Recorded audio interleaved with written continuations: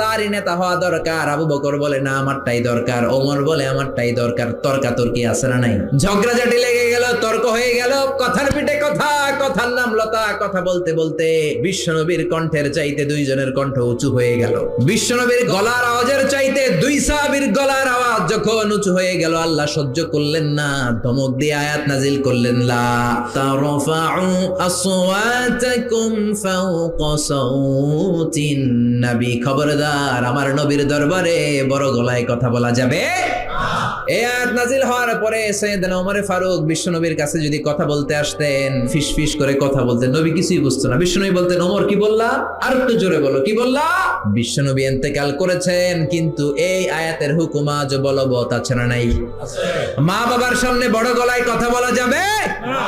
ইমাম সাহেব, খতিব সাহেব, ইসলামী আন্দোলনের বড় আমির, তাদের সামনে বড় গলায় কথা বলা যাবে